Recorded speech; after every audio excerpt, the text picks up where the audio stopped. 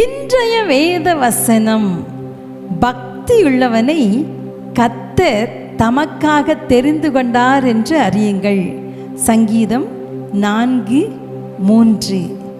அருமையானவர்களே, உலகம் உருவான நாளிலிருந்து இந்த பூமியில் தமது மீட்பின் திட்டத்தை நிறைவேற்றி தம்முடைய ராஜ்யத்தை கட்டுவதற்காகவும் தம்முடைய சித்தத்தை செய்வதற்காகவும் ஏற்ற மனிதர்களை தேவன் காலகாலமாக உருவாக்கி கொண்டே இருக்கிறார். அந்த மீட்பின் திட்டத்தில் நம்முடைய தலைமுறையில் வாழ்ந்த பேட்ரிக் ஜாஷ்வா FMBB ஜெனரல் செக்ரட்டரியாக இருந்த அருமையான அண்ணனையும் தேவன் தெரிந்தெடுத்து பயன்படுத்தினார். அருமையானவர்களே, நம்முடைய விசுவாசம், நாம் தேவனுக்காக கொள்ளுகிற வைராக்கியம் தலைமுறை தலைமுறையாக கடத்தப்படுகிறது. இதை நம்ம மறந்து விடவே கூடாது.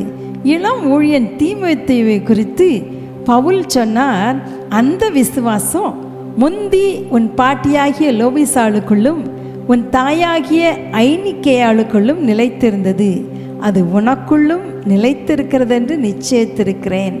ஆம் அருமையானவர்களே, பேட்ரிக் அண்ணனுக்குள்ளே இருந்த விசுவாசம் அவங்க முன்னோர்களுக்குள்ளே இருந்து வந்துச்சின்னு சொல்லி நாம் அறியலாம்.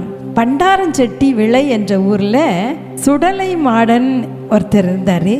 அவர் தான் பேட்ரிக் ஜாஷ்வாவுடைய பூட்டன். அந்த ஊரில் கருப்பசாமி என்ற குல தெய்வத்துக்கு தன் வீட்டின் அருகே அவர் தன் சகோதரர்களோடு கோவில் கட்டி வழிபட்டு வந்தார். பேட்ரிக் ஜாஷ்வாவுடைய பூட்டன் ஆகிய இவர் பூசாரியாக இருந்தார். இந்த தெய்வத்துக்கு இவர் தான் பூசாரி. அந்த கோயிலில் தான் எப்பயுமே இருப்பாராம். பூஜைகளையும் விழாக்களையும் நிறைய நடத்தி வந்தார். ஒரு நாள் ஒரு இஸ்லாமிய நண்பர் இவரின் தெய்வத்தின் உண்மைத்தன்மையை குறித்து சவால் விட்டார். இந்த பூசாரியான சுடலை மாடனுக்கு பயங்கர கோபம் வந்துருச்சு. அந்த முஸ்லீம் சகோதரர் தன் தெய்வத்துடைய ஆற்றலை அறிந்து கொள்ளணும்னு சொல்லி அந்த கோயிலில் பல நாட்கள் தவம் இருந்தார். நிறைய நாள் கடந்துச்சு, ஒன்றுமே நடக்கலை. உடனே விரக்தியில் அந்த சிலையை சுக்கு நூறாக உடச்சிட்டு கோயிலை விட்டு வெளியே போய் நிம்மதி இல்லாமல் அங்கேயும் எங்கேயும் அலைஞ்சிக்கிட்டே இருந்தார்.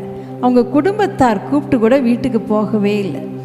பக்கத்தில் கிறிஸ்டியான் நகரத்தில் இருந்த கிறிஸ்தவ கோயில் முன்னால் போய் படுத்துட்டார். இனி இயேசுவை தான் தேட வேண்டும் என்ற தாகத்தோடு தன் நாக்கின் ஒரு பகுதியை அறுத்து அந்த ஆலயத்தின் சுவரில் ஒரு வாழை இலையில் வச்சுட்டு வலி பொறுக்க முடியாமல் இயேசு இயேசுன்னு வணங்கிக்கிட்டே இருந்திருக்கிறார்.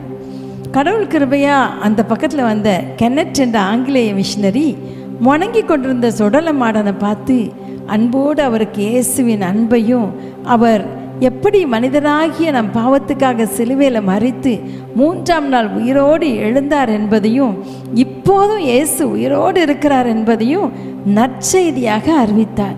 இயேசு செய்த அற்புதங்களை எல்லாம் அவருக்கு விவரித்து சொன்னார்.